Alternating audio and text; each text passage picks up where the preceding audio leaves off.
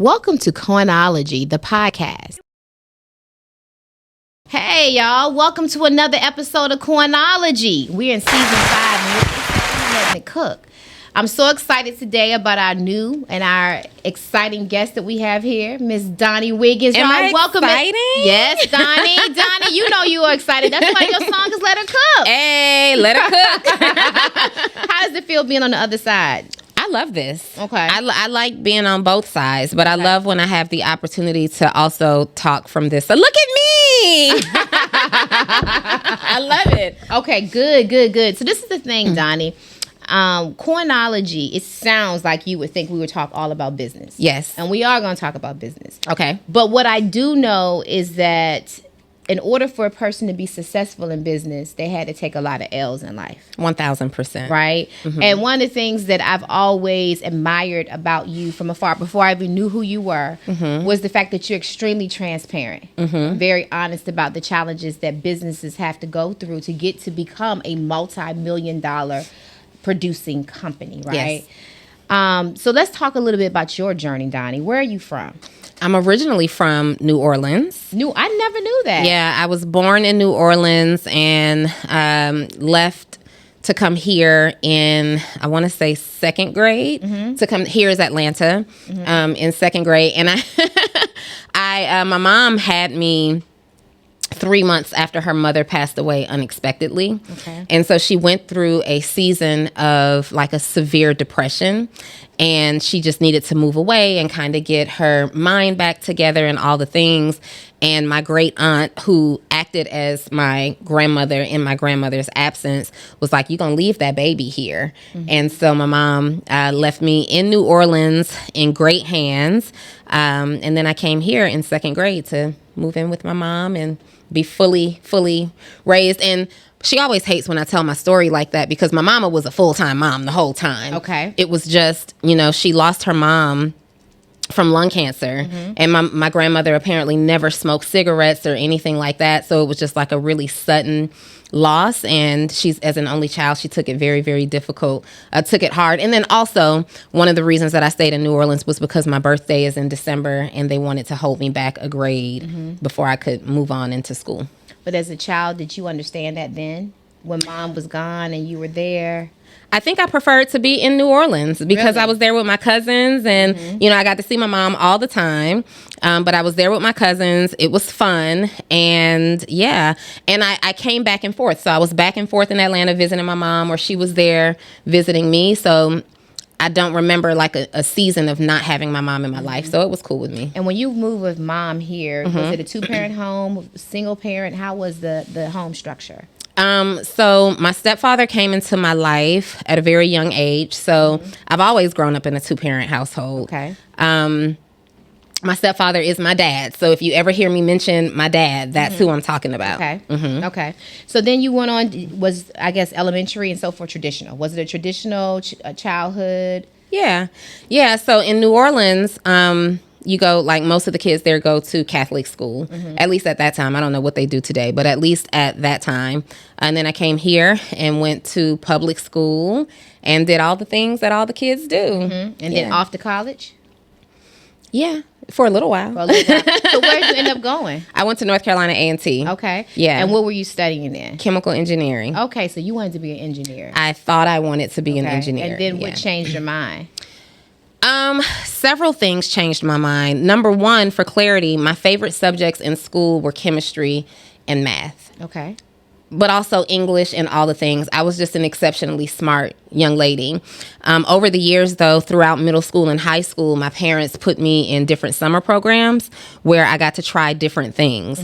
And they were typically like the ones that you get funding for or scholarships for typically has something to do with STEM or math and science, engineering. I went to programs like at South Carolina State that was sponsored then by like Mercedes-Benz. So I got to actually build a solar power car. I went to other programs where I learned chemical engineering, and I just, I thought I wanted to be a chemical engineer. Let me tell you why. Can I tell you why? Yes. So Naomi Campbell, supermodel. Okay. I loved everything Naomi Campbell, right? And in high school, I thought I would be a supermodel. I'm cute. I'm tall. I'm skinny. Tall. I think I can be. Donni, you're not tall. Well, that's what I found out, Ebony. Okay. I am tall. I'm tall for a girl, and I was tall for my age group, like my class. Okay. I'm 5'7". Okay. And so I read this book called Swan that Naomi Campbell wrote. Mm-hmm. And in the book, I found out that not only was she a supermodel, but she went to school for chemical engineering. Mm. And she had her own cosmetics line, and she had a hand in developing the formula. And I just fell in love with this woman's story. I'm like, oh, this is me. I got the big nose. She got the big nose. I have the full lips. She has the super full lips. I'm tall. She's tall. This is my life. So that's why I went to school for chemical engineering. In addition to all of the other development and training, I thought it was God speaking to me saying that this is what it would be. And then I get to college and I realized so many things. I realized, number one, that I wanted my own cosmetics line. And that's where I learned about white labeling. I took a class and they were telling us about white labeling. I'm like, oh, you don't actually have to create your own chemical process to create your own chemical line, or cosmetics line. These people are really just white labeling something somebody else did. So entrepreneurship was already in your mind at that age? Yeah, for sure. I mean, in high school, I was selling candy and stuff. So I've been in these streets. Did you see this somewhere? Usually you see it mom, dad, cousin. I mean, how did you become entrepreneurial minded? Yeah. So my dad was an engineer and he worked for the FAA growing up. My mom she worked corporate America, mm-hmm. but she was also the entrepreneurial spirit. My mom tried everything. Mm-hmm. She was editing magazines, publishing journals. She owned a nail salon. She did all the things. So computer programmer, all the things. So I got my entrepreneurial kind of take a risk and do a lot, try a lot of stuff from my mom. I got my ability to critically think and make sense of things from my dad. Mm-hmm. So it's just a fair mix of both. Mm-hmm, yeah. Mm-hmm. So then you went off and you said, okay, I'm going to have my own line. That's what I thought. Right. I thought I was going to go to school and the result would be me one day having my own cosmetics line. And I went to school, Ebony, you said... Donni, let me just say this, because when I went to school, I don't think, and I'm just thinking about this, I don't think there were anybody in my classes that actually said, I want to run my own business. Mm-hmm. I think the mindset that people had when I was in college was, I'm going to go and get this great job. But I don't remember anybody talking about being an entrepreneur. I mean, I thought that too, but also, I thought about my mom and my dad were both you could work for this company, or this company. Mm-hmm. The reason that they put me in these programs was to acclimate me to these environments so I could come out of college and have jobs waiting for with the Pfizers and the Kodaks and all the companies.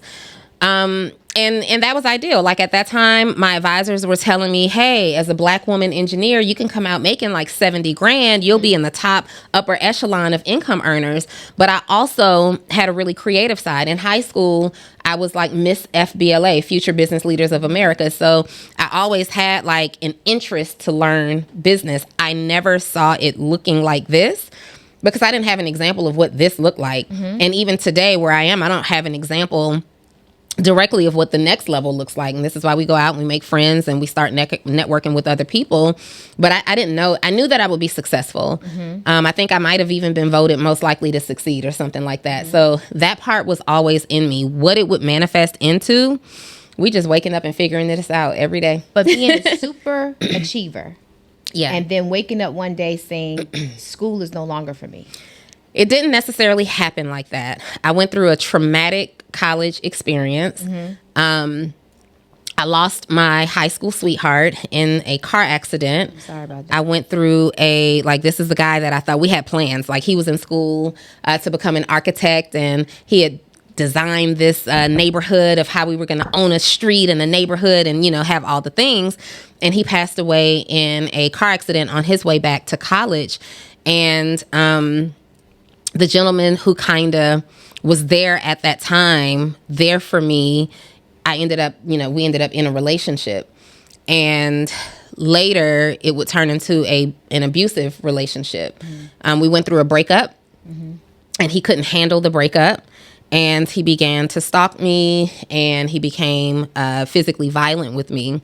And initially, Ebony, I thought I could handle it because I didn't feel like a domestic violence victim, because I'm like, we're not even in a relationship anymore. Like, I broke this off. He'll be fine. Like, the relationship is over. He'll stop this. But it just got worse and worse and worse until the point where my life was literally at risk. And my dad had to come and get me in the middle of the night in North Carolina. And I remember just packing all my things up and making a quick exit. And I thought initially that I would be able to like leave for a semester and come back, right? I did not enjoy college. I liked the people. I liked being smart, but I knew I wasn't going to be a chemical engineer. Like, there's no way, for many reasons. I remember one year, my academic advisor telling me, like, this is your pathway to success. You're going to make so much money. You'll be able to live the life of your dreams.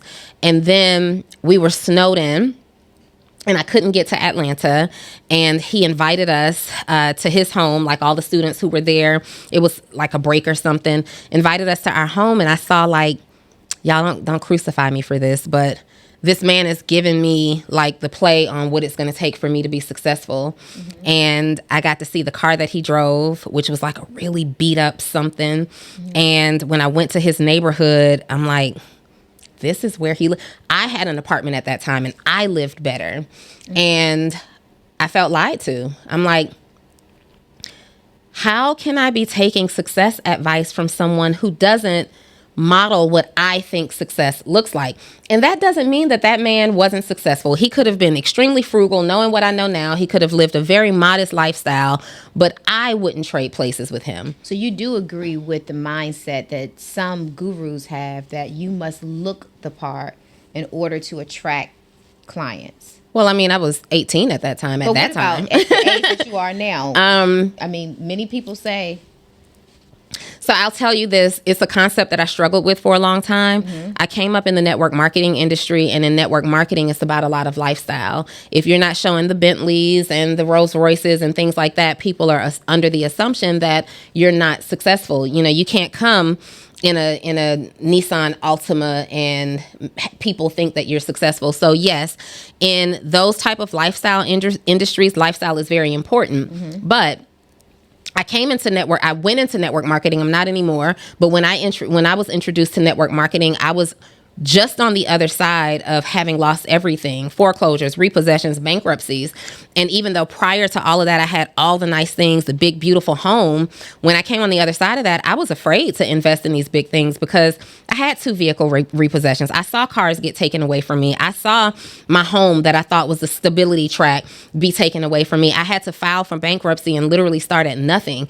And so after experiencing that, I was afraid. I had like a trauma bond with what I had gone through, and I was afraid to invest in those things. So I had to find another way to build my business. Like, I had to show happiness and more lifestyle. Like, I love to dine out and, take my daughter and introduce her to experiences.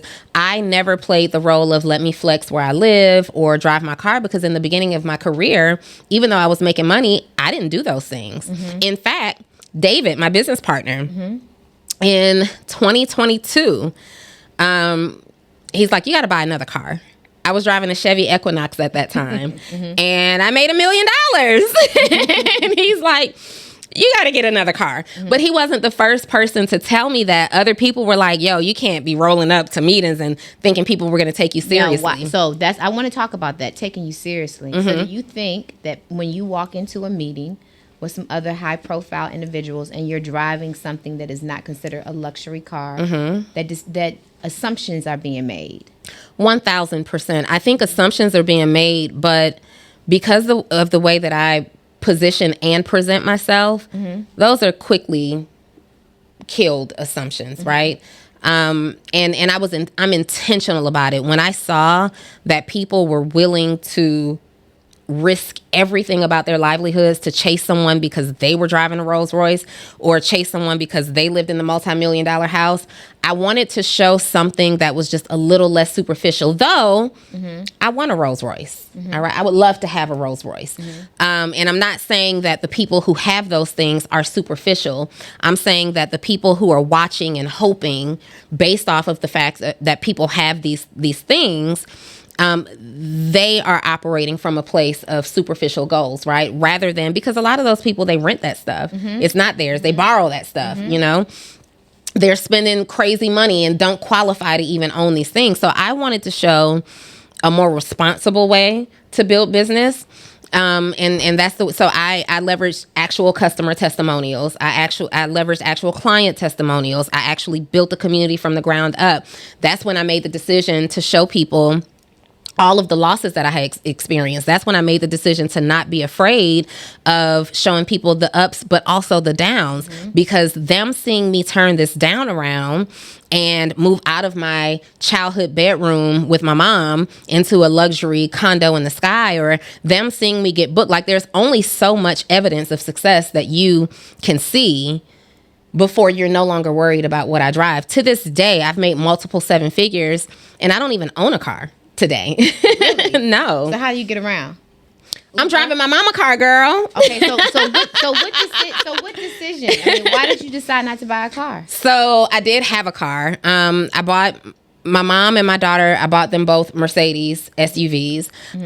I used to have a really, really nice car, but I live in the city and I don't enjoy driving. I'm a multitasker. You know how busy I am. So I found myself like always trying to text and multitask and do things. And while I was driving, and I parked my vehicle and would always be taking like Ubers and Lyfts everywhere. And so I was in a lease in this vehicle. When it was time for me to choose another car, they happened to not have the identical car. I couldn't get the same car. They didn't have the identical car. It was available in an ugly color. And so the dealer said, well, give us a couple of weeks to get, you know, what you need and all the things. And I traveled. I did, you know, so much. And when I came back, I didn't miss the car. And so when they called me and said, hey, we finally have a car in that we think you'd like, I'm like, I think I'm good. The expense for that car every single month was $2,000 a month, from the, you know, car payment to the insurance. And I just couldn't justify spending $2,000 a month to have the car parked 90% of the time. I live in the city. I have to valet everywhere. It just makes more sense for me to take black cars everywhere. And then when I need to come somewhere further outside of the city, which is rare, I just go pick up the car that I bought my mama and say, I need to drive your car today. And that's how I get around. So you make decisions on everything in life. Everything in life is a business decision for you. Yeah. I mean, I have some leisure decisions that I make as well, but I am always thinking, I don't know if I classify it as a business decision, but I am always attempting to make the best decision. Yeah. No, I get that. And so let's talk a little bit about the partnership that you're in right now. You know, we talk a lot to a lot of entrepreneurs, and sometimes when we talk about partnerships, it usually is kind of murky. Most people will talk about the fact that, oh, I shouldn't enter into a partnership because it's like getting married and it can always end in quote unquote a divorce. I've noticed that you and Dave have done this the right way. It's difficult. You know, I've had businesses in the past where I've had partners, and I've always vowed that I would never have another partner again. How have you and Dave been able to actually make this work? It's not even a conversation. It's not even anything that we think about. I've had business partners in the past, and it ended in a disaster. And I think that was on me. It was my fault, because you ignore some of the characteristics that a person displays as a non-business partner, thinking that because you have a similar interest in something, that partnership, and once money is being made, that will change everything. And what it does is just makes everything worse, right? Character doesn't change. Who you are personally is usually who you are in business as well, right? David and I do so well. We've been business partners since 2015. And that's a long time. That's a very long time. We've partnered on different projects and all the things since 2015. And I think that we do so because we are both wonderful people. So two wonderful people coming together make for a great partnership. David and I believe both of our core values start with integrity, right? And that's important to look for in a business partner. I'll never forget my old mentor saying to me that he doesn't do business with men who cheat on their wives. Really? Yes. He said a man who would cheat on his wife will cheat him in business. And I had to think about that. He's like, it's a very low level, low integrity mindset. You produce and multiply life with someone that you can't remain committed to. What makes me think that you would do that with somebody that you simply are multiplying money with? You agree with him? I do. Okay. Yeah. And it's not necessarily that I don't think those individuals can be great in business. I think they make decisions that are not in alignment with my values.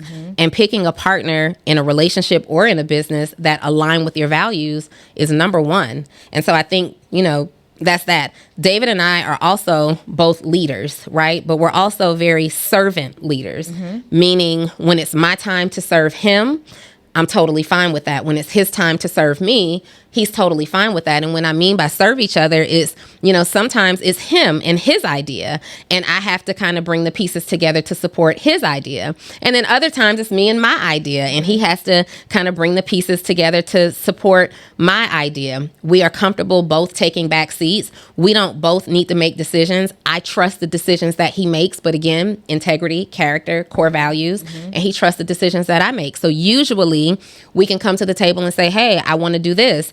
And as long as it makes sense, we just keep it moving. David and I have never had an argument. Wow. We've also... But David is so non-confrontational.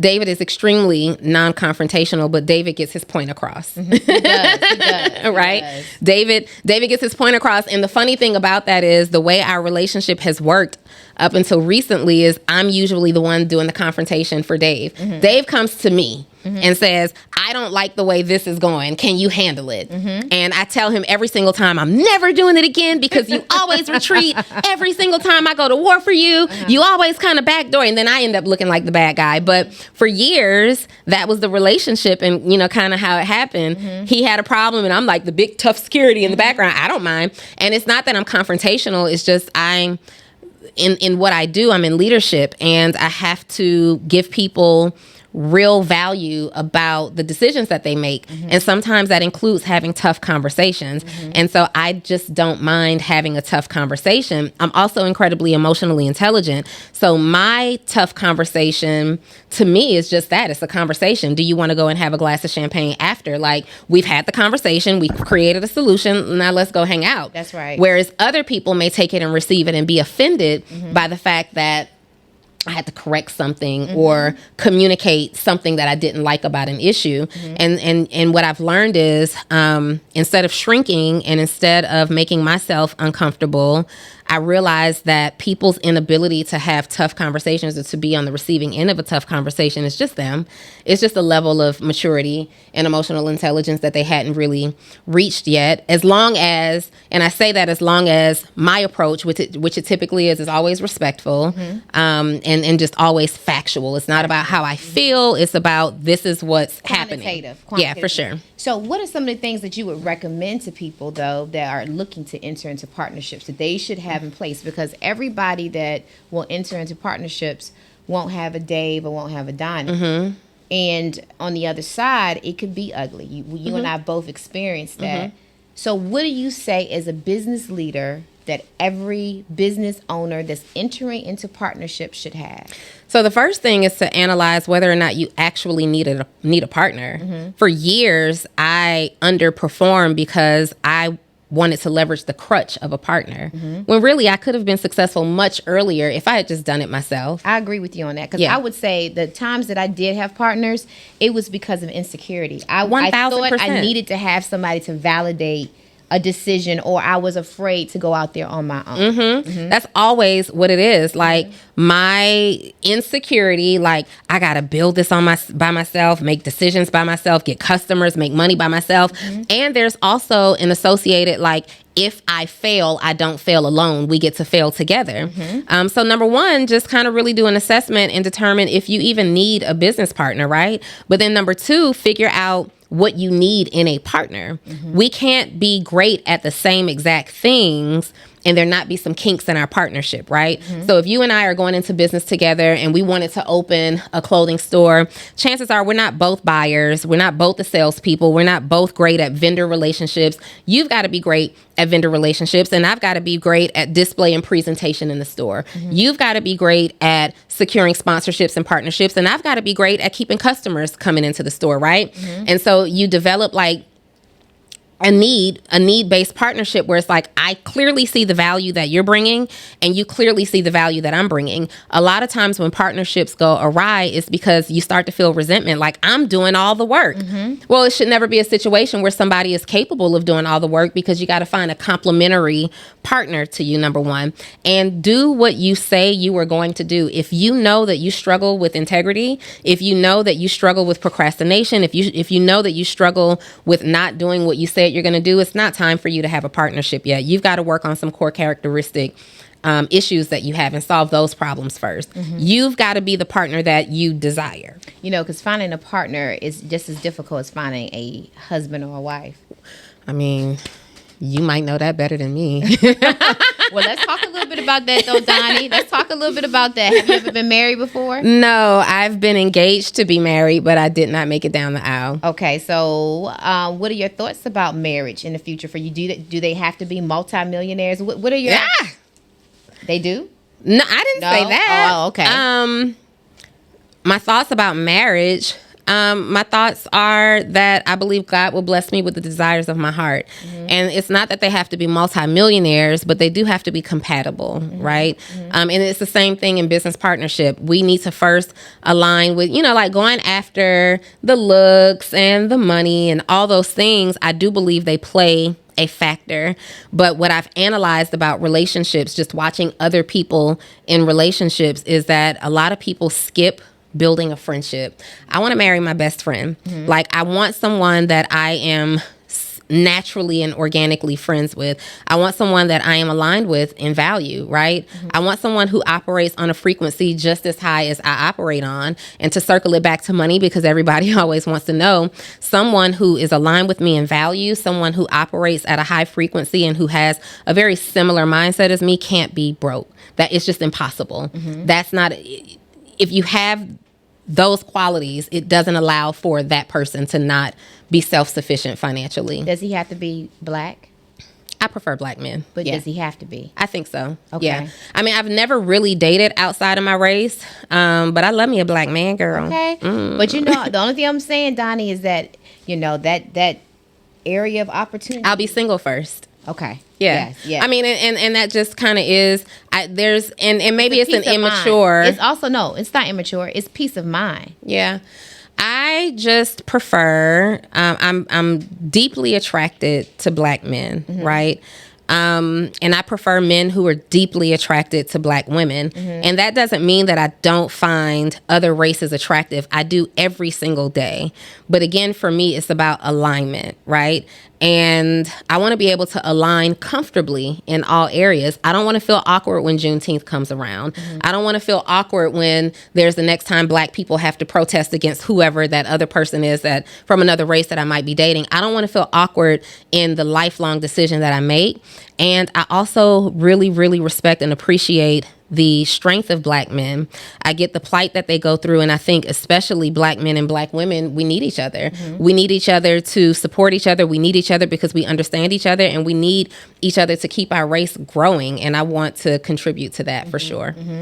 And finding that right partner, even in love and in business, is always going to be difficult, because I know you have friends that probably display themselves as having a perfect relationship, right? Social media can be very, very, I guess, a cloud. Yeah, for sure. Not really showing the truth. But the reality of it is, Donni, I would tell you to stay single until you find that right compatible partner. You do not want to be miserable. Absolutely. And that's the thing.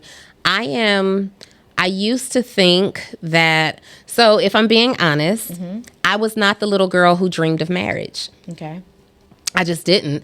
I was afraid of, I'm an only child. And so I've never really dreamed of sharing my life with somebody. So what happened? Was it societal pressures? I'm not. If there was pressure, I'd be married. I'm not. The one thing you can't do about Donni Wiggins is pressure me into anything. But is it that easy to just get married? Because it's not as if we can just walk. I could have been married 4 times by now. Really? Absolutely, 1,000%. Yes, it really is that easy. But is it that easy to marry right? That's right. Right. That's the difference. There are men out here who will marry you, just like there are women out here who would marry these same men. But my quality of my life's experience, like the way that I see it, I want to max out on this life experience. And while I am hopeful that that will include a marriage because of the legacy that I want to continue, I am not a person that feels like she didn't live a fabulous life if it didn't happen. I desire it, but I'm not. It's not a detriment, right? So, and I want to be clear about that. I'm not one of those women who are like, I don't need a man. I'm gonna need a man whether we married or not. All right, like, you know, in some capacity, I'm gonna need you. But me forging a life with somebody, it will have to be better than the life that I have been able to create for myself. And I've been like that, whether I was broke, doing just okay, or doing extremely well. And I don't mean that from a financial standpoint. Like, you actually have to come and add light to me. And the only way that I will be happy and fulfilled in a relationship is if I also can add light to you, right? I'm not looking for a one-sided situation. I also look for men that I can pour into. Like, is there an actual need for me? Men talk all the time about wanting to feel 2 things, respected and needed. Well, I kind of want to feel needed too. I don't want to just be the person that's coming in to fit this status quo for you because now you're of age and you finally feel ready and I was the person that you were dating at that time. If I don't sincerely believe that I can contribute to the quality of your life's experience, I'm good on that too. But you know, extremely successful African American women struggle at finding love. I mean, it's subjective. I don't think that I struggle at finding love. Love is always around. I think that it has a lot to do with what you choose to focus on, right? I'm not looking to find anything. I'm looking to feel. I'm looking to attract. I'm looking to connect. I'm looking to build. And there are men in my life today that I love deeply, right? So there's no shortage of love. But I think that most people move too fast when it comes to choosing forever and partnership. I think there's a lot of people who don't understand that sometimes it's just for a season. Sometimes this is deep, amazing love, and it's just for a season. We don't have enough conversation in the beginning about vision and what we desire for our lives. You know, I was talking to a friend of mine, and they were telling me, you know, that they thought they wanted a stay-at-home wife. And they got the stay-at-home wife, and they don't feel fulfilled in that relationship. And I'm like, well, why not? Because she is a stay-at-home wife. And he said, yeah, but I didn't really define what that meant to me. And what stay-at-home wife means to me and what it meant to her are not the same things, right? It didn't mean that he didn't still want, according to him, it didn't mean that he didn't still want an ambitious woman. What he meant was, I wanted someone who didn't have to go to 9 to 5. I wanted someone, because I travel all the time, that has the ability to travel with me. I wanted someone who helped me think through issues like what we're going to eat today and all the things. I wanted someone who was available to hear my ideas and I could get some great educated feedback from and trust that feedback. But in her mind, it was, I just kind of want to stay home and go to yoga when I want to go to yoga. And if I'm here when you get here, sure. If I'm not, sure. It's, you know, I'll make sure you have something to eat, but I don't really want to travel with you. I don't want to do those things. And so they're at odds. Neither of them probably feel fulfilled in this relationship. So we have these very surface level conversations. And I think that we have to spend more time having deeper conversations, writing out the vision, communicating what that vision is. But when somebody tells you they want a hardworking man, define what that means. Because to him, that could mean keeping the grass cut, keeping things done around the house. That's hard work. But to her, it means you go out and you kill what we eat. Well, you know, in corporate America, I remember when I used to work in corporate years ago, a lot of the very successful women were okay with stay-at-home dads. What are your thoughts on that? Would you be okay with a stay-at-home dad? No. No. No. No. No, why is that? No.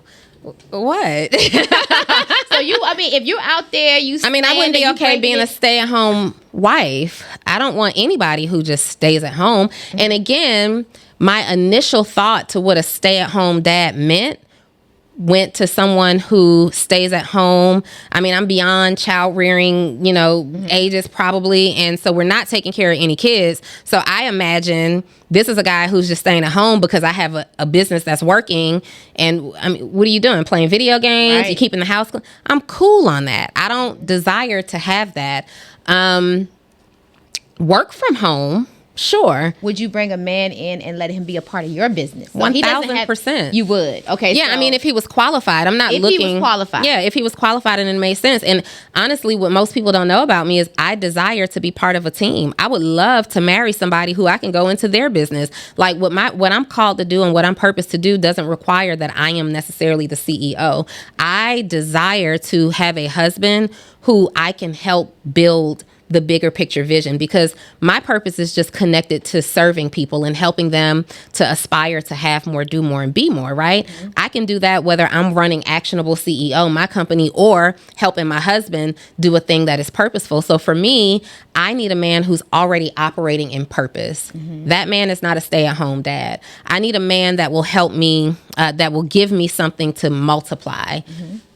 That man is not a stay-at-home father, right? I'm a helpmate, period, by definition, but I am 1,000% a nurturer, 1,000% a multiplier. So I need somebody who I can contribute to. I need somebody who needs me just as much as I need them. And I need somebody who is humble enough and egoless enough and trustworthy enough to trust me with their vision. Give me something that I can grow other than our romantic love. Mm-hmm. That's like perfect for me. Mm-hmm.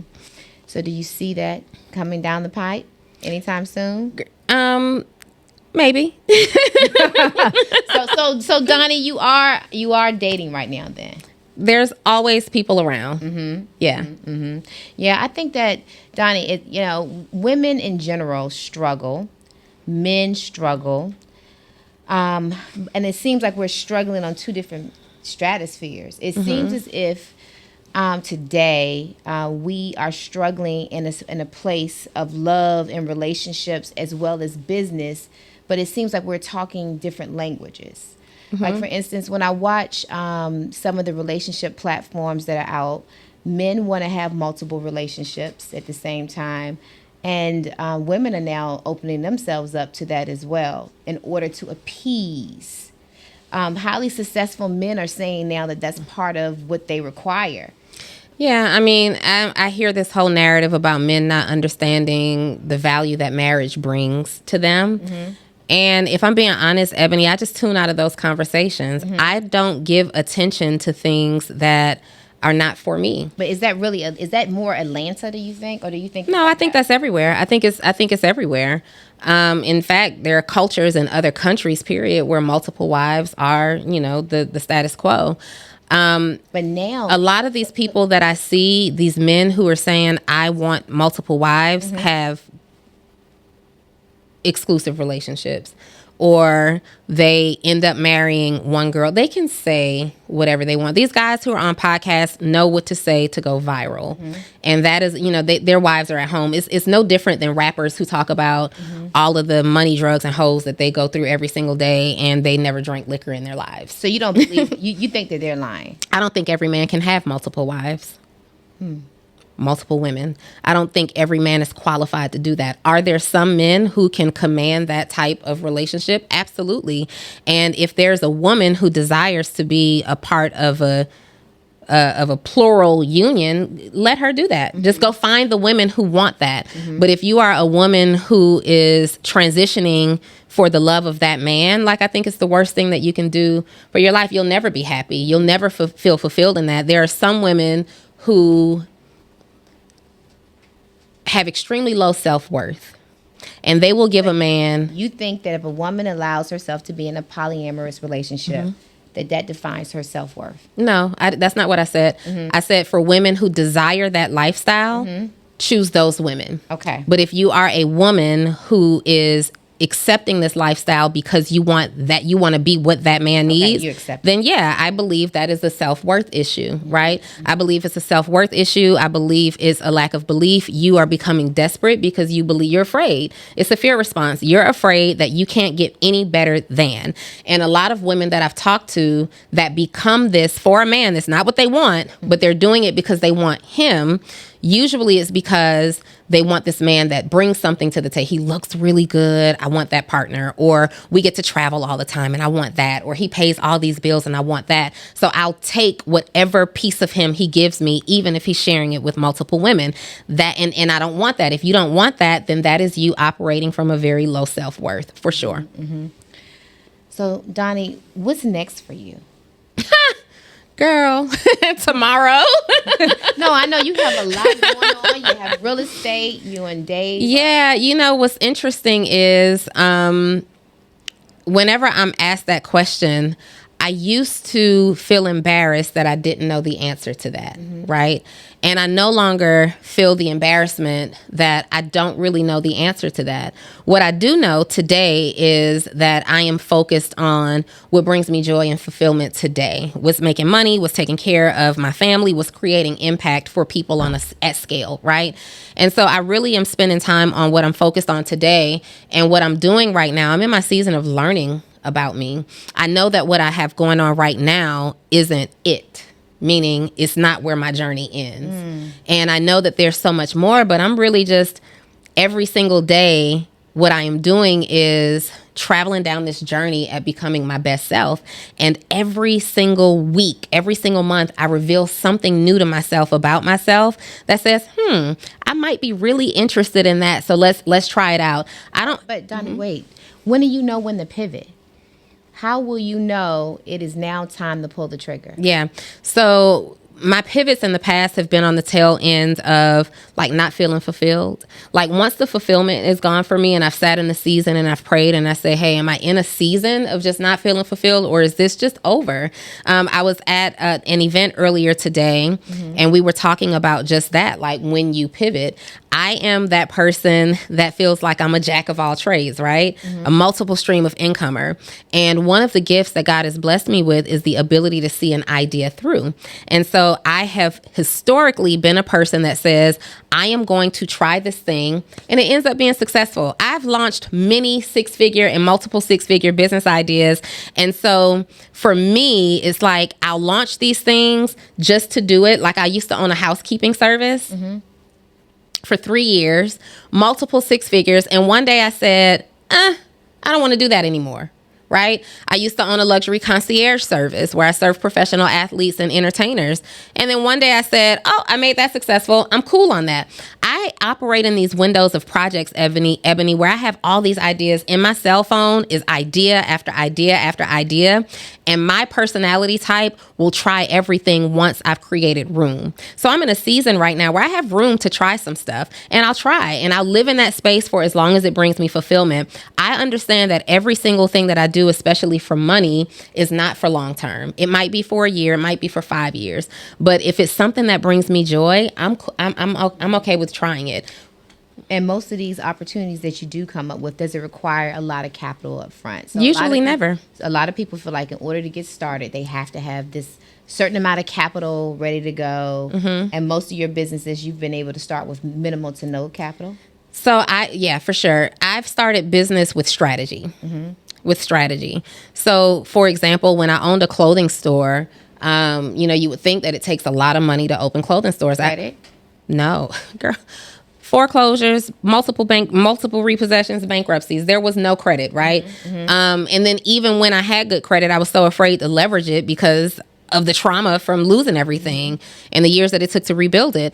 During that season, when I opened my clothing store, which was maybe 2010, 2011, I had gone through the recession of the 2008 to 2010 time period, right? And I went from making multiple six figures to having to take a job as a leasing consultant for $11 an hour.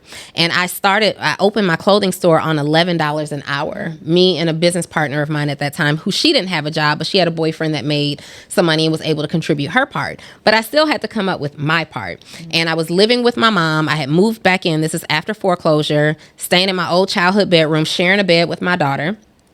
And every single time I get my paycheck, sometimes it included like bonus money, commission.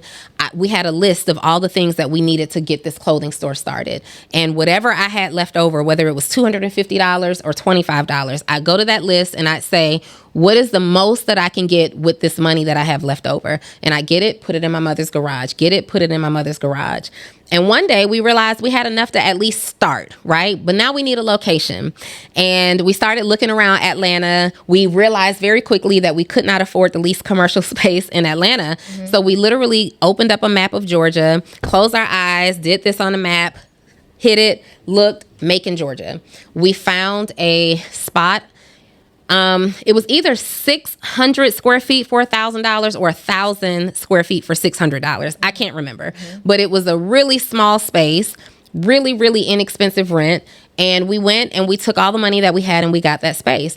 Then we started our store with logo t-shirts. We said, okay, we don't really have the money we weren't looking for it to be perfect and fully prepared before we opened. We could do some logo t-shirts, all right? We knew how to do that part on our own. We started with logo t-shirts. We built a following. I'd been transparent with everybody about what was happening on the back end, so they were eager to support me because I'm taking them from lost now to coming up.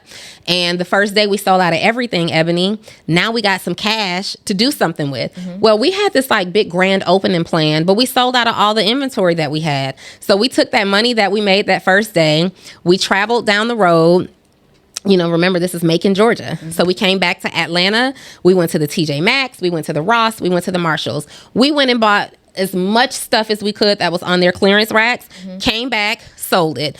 Re-upped on that, went back to TJ Maxx, Marshalls, and all the things the next. And we did that until we could afford to connect with vendors and order things in bulk, you know, via wholesale. So even if it took a lot of money, I've always been strategic. I've always been incredibly resourceful. And I am an outstanding critical thinker. It might take a lot of money to make a lot of money, but what can I do today to make a little bit of money? Can I do something? Put the work in. Yeah, I mean, you got to put the work in, but you also got to be willing to look stupid, right? You got to be willing to not look perfect. We had to be willing for people to walk into our clothing store and all we have is this round table of t-shirts. Those racks aren't filled right now. Focus on this right here. I was just sharing that with someone this morning. I said, many people don't start because they're afraid of what starting looks like. Yeah. Starting does not look good. Starting is embarrassing, but you have to be able to go through that embarrassing period, and most people don't want to go through it. Yeah, I told the audience that I spoke to this morning, like sometimes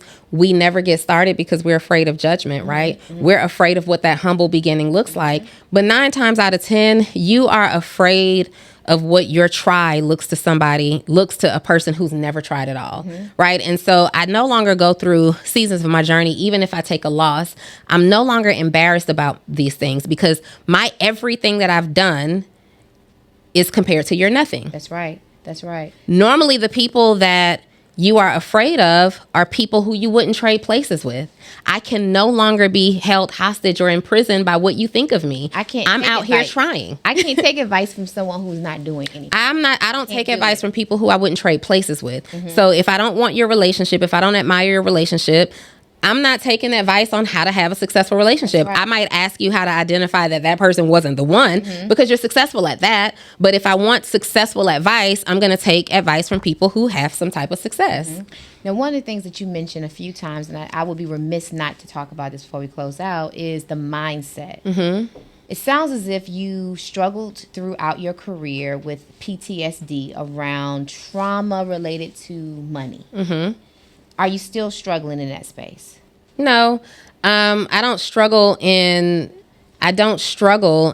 trauma related to money, but I believe that I make financial decisions based on the lessons that I learned from that trauma. And how did you overcome that trauma? Yeah. Honestly, it took years, but also it required a mentor, right? I don't know that I would have pulled myself or detached from that trauma if I didn't discover my mentor. My mentor really helped me to shift the narrative. Everybody goes through something. What I went through was no different than what the girl next door to me has gone through, and what you may have gone through a season of your life. And sometimes we go through things and we feel like it only happened to us, right? And once my mentor was able to expose me to the fact that these things happen to everybody, and you don't see successful people who don't have some type of an issue that they had to overcome. Right. See, at a time when this was all happening, social media was a very new thing. And so we didn't have the evidence of loss that was rebuilt over time. You didn't see a lot of that. So when we saw successful people, all we saw was the fruit, right? All we saw was the success. We saw the money, but we didn't see the roots. We didn't see what had to be dug up. We didn't see the weeds that had to get pulled in order to produce this fruit-filled tree. And my mentor was the first example for me that says, hey, this was my story. This is what happened for me. And then I went through certain mindset shifts, and I prioritized personal development and spiritual development. And I learned new ways of thinking and new ways of being, which made me attractive to other people, which would make me attractive to other people. So now I am starting to see, like, wow, these people that I really admire, they went through some stuff. I went through some stuff. And for me, that transitioned into a mindset of, I went through loss. I'm no longer afraid to try something again. I went through loss, and it was a necessary point of my journey so I can handle all of the abundance that God is going to bless me with. Yeah, social media can really put someone into a funk. Yeah, for sure. Yeah, the depression, the comparison, it can really make you think that you haven't accomplished anything. Even at the level where you sit right now, you can always look at someone else and question what you've been able to do. So I often tell people, you know, Carcelia and I talk sometimes, she'll take a social media fast.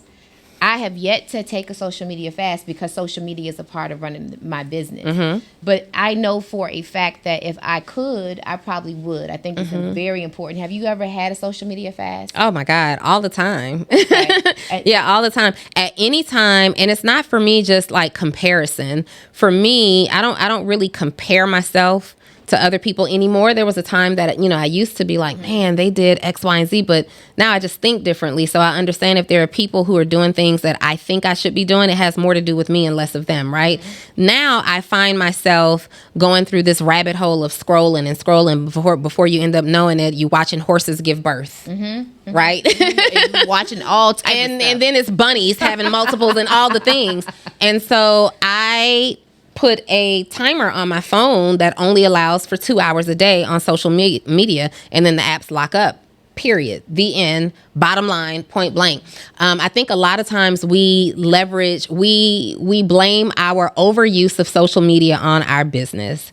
And the truth of the matter is, it takes 3 seconds to make a post. Get out of there. And for me, there really shouldn't be an excuse either, because I have a social media team. So if I'm on social media, I'm on there because you want to, because I want to be on it, right? Yeah. So and I wonder what it is, Donni. What is it about? We love. It's like a soap opera. Did you watch soap operas ever in life? I did. Yeah, and Restless. Yeah, Young and the Restless, Days of Our Lives, Guiding Light, all the things, right? We like to get lost in that world. We get to keep up with our friends. Most people are not keeping up in real life anymore. So it's an outlet for us to keep up with our friends, but it's also an outlet for us to keep up with people that we never get to meet in real life, but we're interested in what's going on in their stories, right? We want to know what's going on. And then also it's now, you know, social media. If you're not on social media, you know, social media is our source for entertainment. It's our source for urban information. It's our source for major world news. It's our source for being nosy. It's our source for keeping up with our friends, staying in touch with our families. Social media has a lot of function, but the truth of the matter is most people aren't using it for that. Like, I had people, we did a social media audit in my community, and I had people who were spending like 13 hours a day on social media. It doesn't take 13 hours to check world news, check pop culture news, say hello to a couple of friends and a couple of family members. You're just scrolling because that's what our attention span is so short. Some people who used to read books for hours on end can't do it because it's the same information. They want to see new information from new accounts every couple of seconds in a day. Will you take down a post if it doesn't get a lot of likes? No. So you would keep a post up with 2 likes. You will not go to my page and find that I've hit any likes. I don't play the let me hide the like count because not enough people liked it. Everything's not going to be a hit. And also, I don't live to satisfy social media. Either you resonate with me or you don't. I'll take down a post that no longer suits the version of me that I desire to be, right? If it's something where it was a little too jazzy, I'll take that down. But I'm not taking down stuff because enough people didn't like it. Do you judge or make assumptions off of the number of followers?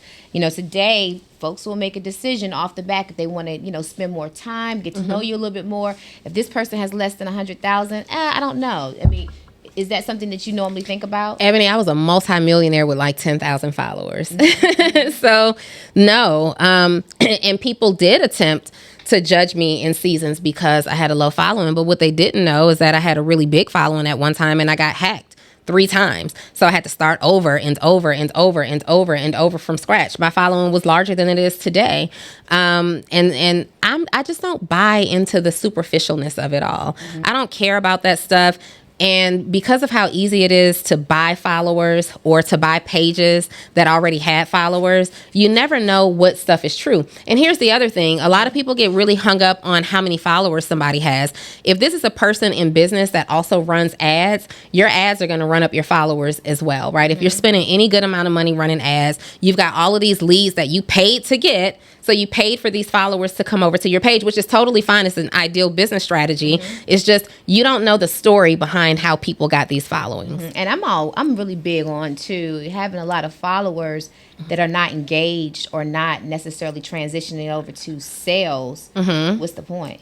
Yeah, I mean, there are girls and guys too who have 10,000 followers on social media and they have 7-figure brands through brand sponsorships, because if they have 80% engagement rate, 70% engagement rate, that's better than someone who has the 100,000 followers with a 3% engagement rate. I have clients who literally are making multiple 6 figures from brand deals on social. I don't make multiple 6 figures from social media brand deals. I make the only reason you don't is because you're not answering those emails. That's the reason, because they are blowing you up. You just don't have to, but you could. I could, but I don't, right? And so I really know like some of the makeup girls and the skincare girls, and they're doing all the things and they're making real money. And once you realize that it's not the number of followers you have, it's the quality of what you do with these followers and how you experience and engage with these followers, that makes all the difference in the world. You could have 5,000 followers today and build a 6-figure brand from brand deals, because they are more. If you've got 5,000 followers that you are extremely influential over, you have a high level of engagement. That brand says, "Let me invest in this micro influencer." Super Scent. She has her brand, The Crayon Case. And I had an opportunity to speak to her a few months ago and, just really like, Soup, how did you build this business? And she, I'm like, did you use a lot of influencers? She said, I've really used a lot of micro influencers. Micro influencers are going to be people who have 10,000 followers less, because those are the people who are engaged with people who really know them in real life.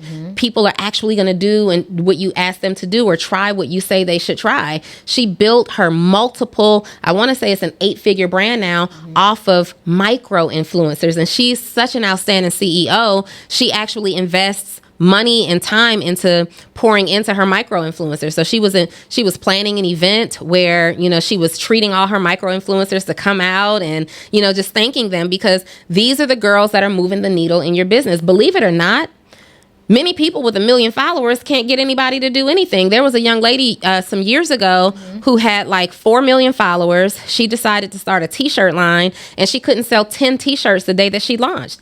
And she went... Because why are they following her? Some people are following folks just because they want to see them fail. They don't really take them seriously. They're not... Yeah, I mean, a lot of people see you, if you're a comedian, they see you as a joke, right? But if you decide if you're a comedian and you want to now start selling wellness products to people, they don't see you in that space. So that might be a transitional challenge for you. So let's just stop worrying about, sure, it's a vanity metric. It's nice to have, like, oh, you got 100,000 followers. Yes, But there are people with hundreds of thousands of followers. You don't know how they got them. That's not monetizing it. They have no influence over those followings. And you, with your 500 followers, have more quality relationships than those people do with 100,000+. And that's what the people needed to hear today, Donni. Yeah. Because I think we are constantly beating ourselves up, comparing ourselves, and most people won't even start because they're thinking they're not at a good place. Yeah. You're saying start right where you are. Take your time, get a mentor, breathe. If you choose to get a partner, make sure the partner is compatible. If you choose to get married, make sure that they add something to you, right? And vice versa. And that you're adding something back. And make sure you put yourself first. Yeah. Start right where you are. The best time to get started, especially in business, is while the idea and the desire are burning hot. Because if you wait until next week, you're going to talk yourself out of it. If you go and talk to other people who are unqualified to talk to you about your vision because they don't have vision at all, then you're going to let them talk you out of yours. Don't let anybody trick you out of your spot. A lot of times people will tell you that it's not a good idea, or they'll present all of the what ifs in a negative way. What if that doesn't work? Well, what if it does? What if you don't make money? Well, what if I do? What if nobody buys? Well, what if they do? I would be around people who are only in support of my ideas and visions, right? Because 9 times out of 10, the people who are giving you all of the what if it won't works are doing that because they can't handle seeing you past them. That's right. When you start moving your feet around your circle of friends, it is a mirror being held to their face about how stagnant and in place they are. And then they feel the pressure of having to move their feet. And we like for people to be on the same playing field as us, because if you start running at 100 miles per hour and I was only running at 20, now I got to at least try to keep up with you, right? And so again, take advice from people who are qualified to give you advice. People who are qualified to give you advice in business are not necessarily qualified to give you relationship advice, right? That's why I don't like to give relationship advice. I like to talk about what I would do in a relationship, right? And even my business coaching comes from, well, here's what I would do. And I've been very successful over the last 14 years at giving you perspective off of what I would do based off of what I've personally experienced through observation, through studying, because I'm an avid studier, I'm an avid reader, and I'm constantly a student, or based on experience that I've had with actual clients, right? I'm not ever going to tell you what you better do, but I'll share with you what I would do. Thank you. So you are a empathetic leader. Yeah, for sure. Yeah. Well, I want to thank you for coming out today. I really appreciate your time. I know you're running. I know you made a little time for us today. So thank you so much, Donni. We thank really you for appreciate having me. you. And did I cook? Oh, yeah. She did cook. She burned it up. She burned it up. And thank you. And we'll see you next time. All right. Coinology. Good stuff. Can't keep a little model hands off me. Both in the club, high singing on P. And I wish I never met her at all. It gets better, ordered another round. It's about to go down. Got 6 model chicks, 6 bottles of Chris. 4 evidence, got weed everywhere. What do you say? Need you in your Chloe glasses. Go somewhere private where we can discuss. You think my hair got longer for real?